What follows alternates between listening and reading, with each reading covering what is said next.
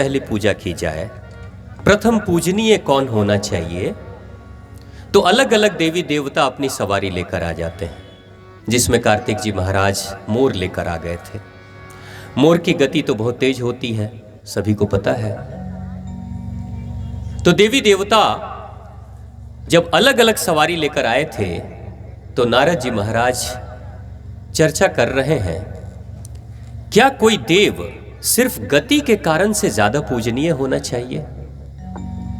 अगर कोई बहुत गतिशील है, इसका मतलब वो बहुत ही पूजनीय है, पवित्र है, ऐसा जरूरी तो नहीं है। अगर वो पूजनीय है तो उसकी आंतरिक क्षमता कैसी है, ये जरूर देखना चाहिए।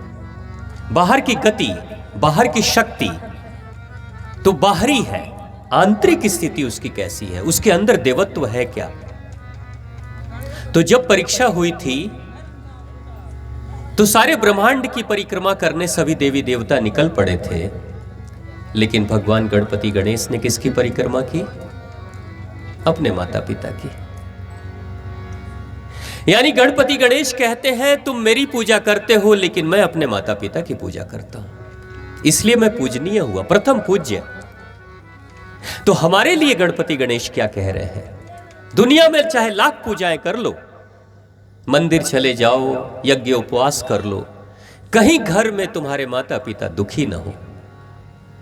कई बार ऐसा होता है हम माता पिता से मिल नहीं पाते हैं, दूरी होती है। जैसे बहनें शादी करके ससुराल चली जाती है तो अपने मायके में अपने माता और पिता से मिल नहीं पाती है, दूरी बन जाती है। बावजूद उसके गणपति गणेश कहते हैं शारीरिक रूप से दूरी कितनी ज्यादा है ये बहुत महत्वपूर्ण नहीं है, मन से कितने जुड़े हो, हृदय से कितने जुड़े हो, हृदय में कितना सम्मान है उस माता पिता के लिए, ये सबसे ज्यादा महत्वपूर्ण है। यानी गणपति गणेश हम सभी को सबक सिखा रहे हैं। वो कह क्या रहे हैं कि मेरी तो पूजा करो, लेकिन जिनके कारण से मैं पूजनीय बना उनको छोड़ मत देना, उनका निरादर मत करना। आपको पता है मंदिर के देवी देवताओं के आशीर्वाद से भी ज्यादा शक्तिशाली आशीर्वाद उस मां का होता है जिसने 9 महीने गर्भ में पाला है, उस पिता का होता है जो चिलचिलाती धूप में मेहनत करके खुद अच्छे वस्त्र नहीं खरीद पाता, लेकिन बच्चों को होली, दीपावली, दुर्गा पूजा में अच्छे वस्त्र खरीद कर देता है।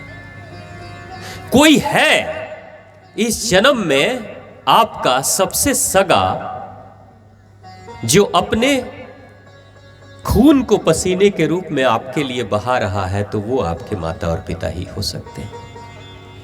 इसलिए सबसे पहले उनकी पूजा जरूर करना, उनके प्रति श्रद्धा के भाव जरूर रखना। अगर कभी न मिले तो कोई बात नहीं, लेकिन ये धन्यवाद का जो भाव है ना, वो जरूर रखना कि मेरे माँ और मेरे पिता, आपके कारण से मैं जो कुछ भी हूं वो आप ही के कारण से हूं। ये भाव भी अगर कोई संतान रखती है, कोई पुत्र या पुत्री रखते हैं, तो उससे भी अदृश्य रूप से वो माँ कहीं भी रहेगी, आशीर्वाद देते रहेगी। गणपति गणेश अपने आवरण के रूप में अनेक तरह की आकृतियां दिखाते हैं। वो कहते हैं उनके रग रग में, कण कण में कुछ है जिससे हमारे अंदर दिव्यत्व, दिव्य शक्तियां, दिव्य बुद्धि जागृत हो सकती है। गणपति गणेश का जो सर है वो बहुत बड़ा है। माताएं, भाईजन, सर बड़ा है। सर प्रतीक है किस चीज का? बड़ा सर का मतलब क्या होता है? बुद्धि बड़ी। सर बड़ा यानी बुद्धि, चिंतन बड़ा, ज्यादा सोचने वाले, ज्यादा विचारने वाले। उनके कान बड़े बड़े हैं। क्या कहते हैं वो बड़े कान? अच्छे श्रोता बनो। कोई भी जानवर को आवाज जब आती है तो वो कानों से ही उस आवाज को रोककर, ध्वनि को रोककर सुनने की कोशिश करता है। बड़े कान का मतलब सुनो, अच्छे से सुनो तब बोलो। गणपति गणेश कहते हैं। गणपति गणेश की आंखें बहुत छोटी छोटी हैं, छोटी छोटी आंखें। हाथी की आंखें कैसी होती है? छोटी छोटी आंखें। छोटी आंखों का मतलब क्या होता है? क्यों भगवान ने बनाया इतना विशाल काय शरीर और छोटी सी आंख, बड़ा सा सर, बड़े से कान, बड़ी सी नाक, लेकिन आंखें इतनी छोटी छोटी, दांत भी बड़े बड़े हैं। ये भगवान ने पक्षपात क्यों किया? आंखें छोटी क्यों बना दी? भगवान को पता था बहुत शक्ति दे रहा हूं, इस हाथी के पास बहुत शक्ति है, कहीं शक्ति के मद में यह दूसरे का शोषण न करने लगे, अत्याचार न करने लगे। तो भगवान ने आंखें छोटी बना दी। पता है वो जो महावत होता है ना, हाथी के पीठ पर सवारी करता है, छोटा सा कमजोर शरीर वाला इंसान होता है हाथी के तुलना में। शरीर तो कमजोर होता है हाथी के तुलना में। एक पैर भी अगर हाथी रख दे तो महावत मर सकता है, लेकिन महावत पे कभी हमला हाथी नहीं करता। भगवान की लीला ऐसी है। भगवान ने जो छोटी आंखें बनाई ना, उस छोटी आंखों के सामने जो कोई भी आता है, जितने कद का होता है उससे ज्यादा बड़ा हाथी को दिखाई देता है।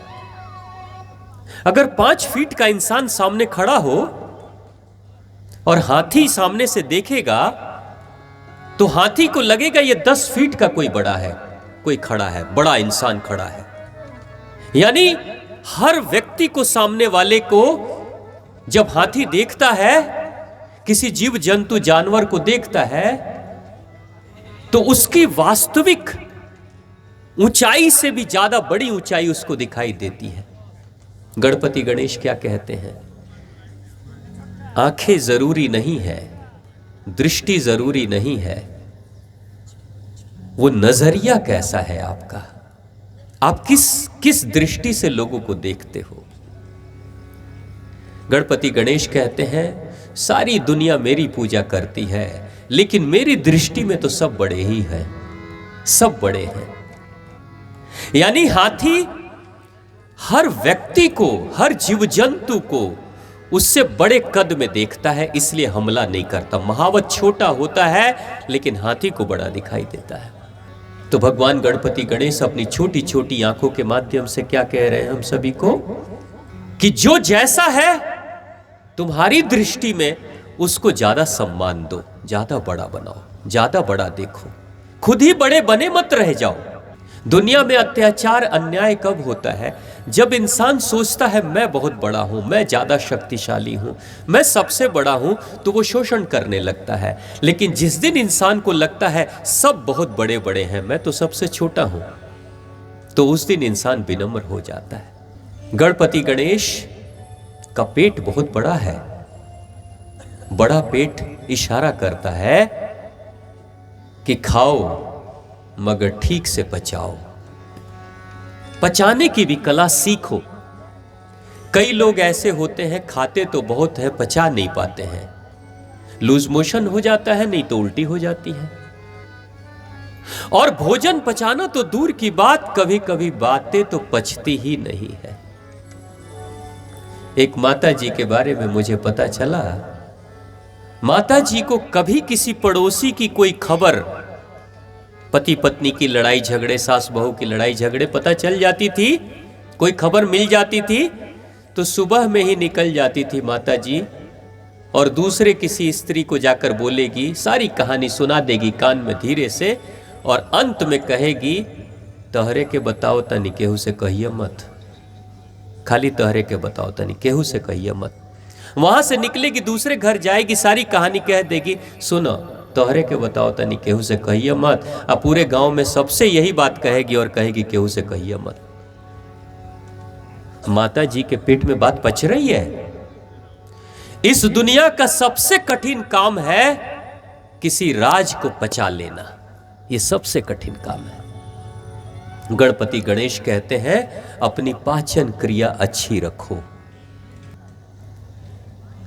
सिर्फ दिमाग बढ़ा लेने से कुछ नहीं होगा, हृदय का भी विकास जरूरी है। तभी भगवान गणपति गणेश के साथ किसी देवी की भी पूजा करते हैं। वो कौन सी देवी है जिसकी पूजा गणपति गणेश के साथ करते हैं? कौन सी देवी?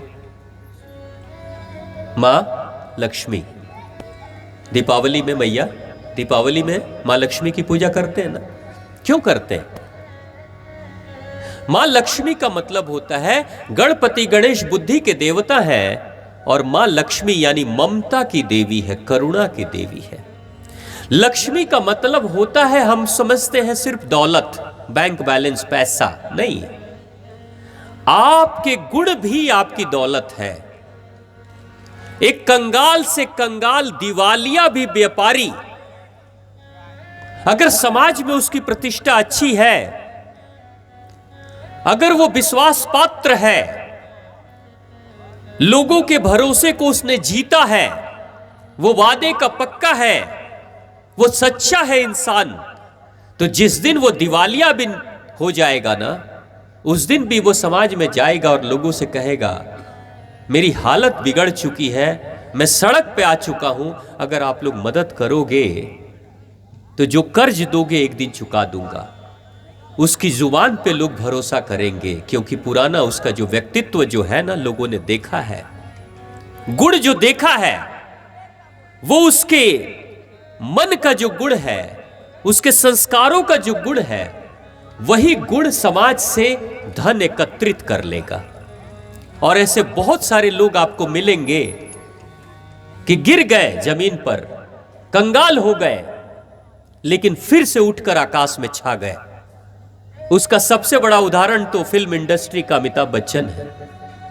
कंगाल हो चुका था वो, ABC corporation, Amitabh Bachchan corporation उसने बनाया, कंपनी उसने खोल दी, भारत के बड़े से बड़े एमबीए और इंजीनियर्स को अपनी कंपनी में हायर कर लिया। विश्व के यात्रा में, दुनिया की यात्रा में वो निकल पड़ा, और उसने सोचा ये मैनेजर्स हमारी कंपनी चलाएंगे, लेकिन हालत ऐसी हुई कि कंपनी का दिवालिया निकल गया।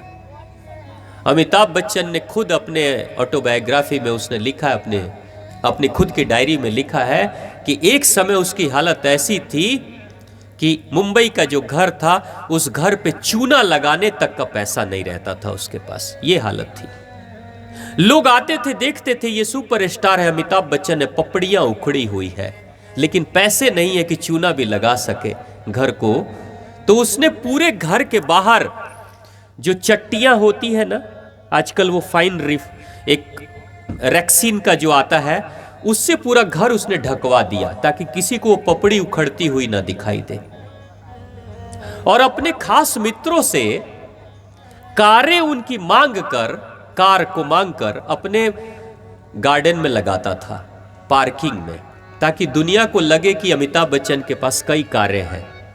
ये लिखा है उसने, कई कार खड़ी, यानी अमीर है, जबकि वो कंगाल हो चुका था। ये हालत थी उसकी।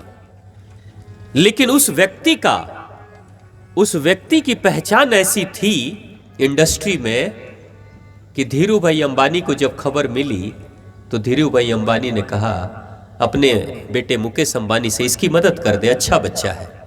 और मदद किया, मदद शायद उसने थोड़ी सी मदद भी ली, और आज अपने मेहनत के दम पे फिर से वो सुपरस्टार सामने दिख रहा है इंडस्ट्री में।